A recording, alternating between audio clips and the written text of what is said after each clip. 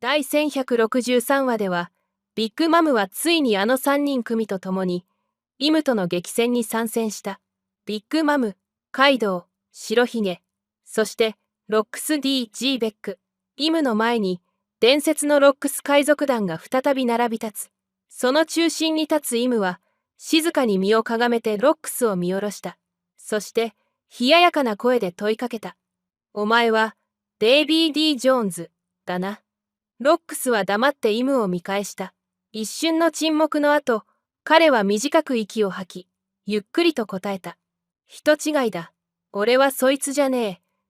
デイビー・D・ジョーンズは、俺の祖先だ。イムは一歩前に出て、冷たく命じる。ならば、ここで退け。これはお前たちの戦いではない。しかしロックスは笑い、低くつぶやいた。退く気はねえ。ただし、約束されたことを果たしてもらうぞ。その瞬間、4呼吸の方向が轟く。ビッグマムが笑い、ナポレオンを振りかざす。カイドウが竜へと返事、天へと昇り円を吐く。白ひげのグラグラの拳が空間を揺らし、ロックスがそれに続く。ロックス海賊団の4人の船員たちが、再び一つの意志で結束し、サターンの肉体を支配するイムへと、怒涛のごとく襲いかかった。だが、イムは倒れなかった。サターンの肉体を宿したイムは、傷を受けるたびに、光のような再生を繰り返した。切っても、焼いても、貫いても、その肉体はまるで、死を拒むように再生した。イムの声が響く。私を殺せるものなど、この世には存在しない。その頃、別の場所では、ロジャー海賊団とロックス海賊団の仲間たちが真っ向からぶつかり合っていた。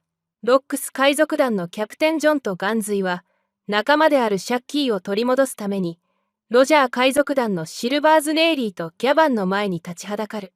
レイリーは傷を負ったシャッキーを抱え、激戦の森を駆け抜けていたが、突如、前方の木々をなぎ倒して2人が現れた。ここで終わりだ、ロジャーの男ども。キャプテンジョンが金属の義手を打ち鳴らし、獰猛な笑みを浮かべる。その隣で、巨漢のガンズイが拳を鳴らし、低くうなった。シャッキーは俺たちの仲間だ。返してもらうぜ。レイリーは静かに息を整え、シャッキーをそっと地面に横たえる。ギャバン、やるしかないな。ギャバンは斧を肩に担ぎ、口元に笑みを浮かべた。望むところだ。腕が鳴るぜ。次の瞬間、血を裂くような衝撃音が轟いた。レイリーの剣がジョンの義手と激突し、火花が散る。甲の腕がうなりを上げ、まるで生き物のようにレイリーの喉を狙う。レイリーは身を翻してかわし、逆手で一閃。風圧だけで木々が裂けた。一方、ギャバンは巨大な斧を構え、ガンズイに正面から突進した。でかいだけのやつが、俺の相手になると思うなよ。二人の拳と斧がぶつかり、衝撃波が木々をなぎ倒す。地面に大きな亀裂が走り、炎が吹き上がった。ギャバン、右から来るぞ。わかってる。互いに背中を預け、息を合わせて敵の攻撃を受け流す。4人の覇気がぶつかり合い、森全体が震える。まるで戦神たちがぶつかり合うような一瞬。その頃、世界を揺るがす戦いが、聖地マリージョアの中心で繰り広げられていた。ビッグマム、カイドウ、白ひげ、そしてロックス。怪物と呼ばれた4人の海の帝王たちが、玉座の前に立つ一人の存在、イムに挑んでいた。イムは、すでにゴロウ生の一人、サターンの肉体を完全に支配していた。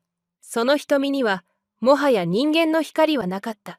代わりに、深淵の闇のような、永遠が宿っている。無駄だ。どれほどの力を振るおうとも、この肉体は滅びぬ。イムの声は静かだった。しかしその一言で、大気が震え、周囲の瓦礫が浮かび上がる。ビッグマムの強腕が振り下ろされ、カイドウの棍棒がひらめく。白ひげのグラグラのみの衝撃波が空間を砕き、ロックスの拳が覇王色をまとって叩き込まれた。天地が裂け、地面が隆起し、空が悲鳴を上げる。だがそのすべての攻撃を受けたイムの体は、瞬く間に再生していく。まるで不死身じゃねえ。カイドウがうなり、血を吐きながら棍棒を構え直す。怪物にも限度があると思ってたが、これはもう神だな。白ひげが歯を食いしばる。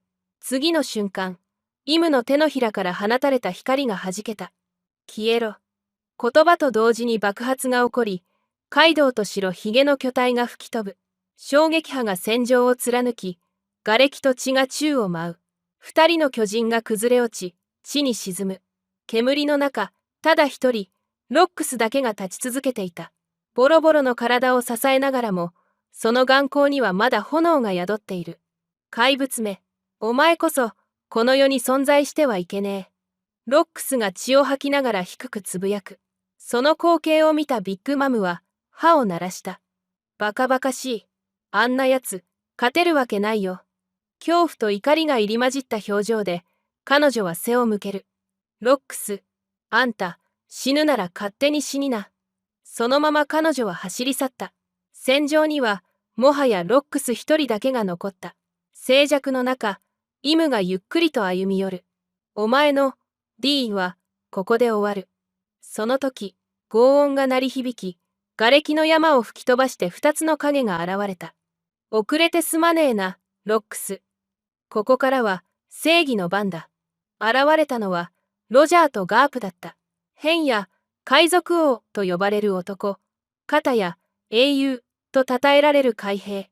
かつて敵として戦った二人が、今、同じ敵に向けて肩を並べた。ロックス、ロジャー、ガープ三人の怪物級の存在が肩を並べた瞬間、世界が震えた。彼らの動きは呼吸のように同期し、同時に放たれる一撃は天地を裂く破壊力を生んだ。誰もがその一撃でイムを超える希望を見た。だが、希望は儚かった。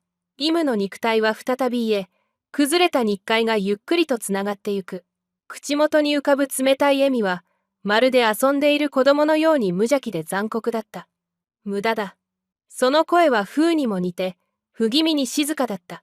その時、倒れていたカイドウと白ひげが立ち上がった。血走った眼差しで互いを確認し、再び拳を交える。5人の最強が一つの点に力を集中させると、世界は白く炸裂した。光の本流と衝撃波が広がり、すべての輪郭が消えていく。空気は熱を帯び、心臓が喉の奥で跳ねるような感覚が続いた。しかし、それでもイムは立っていた。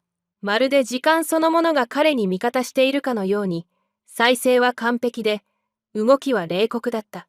イムは片手をゆっくりと掲げ、手のひらからは黒い文様のような力がうごめいた。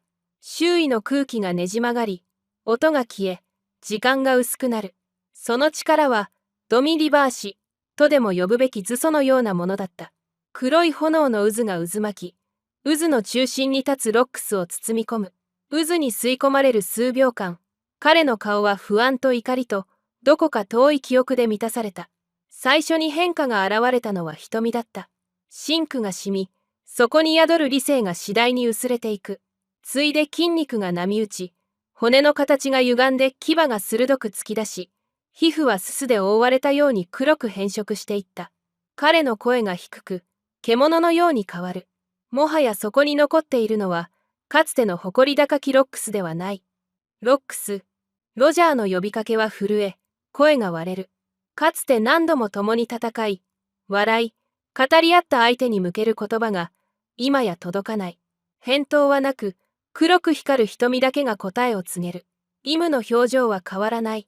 むしろ薄い驚きもない冷酷さで、命令は静かに発せられた。さあ、我が手駒よ。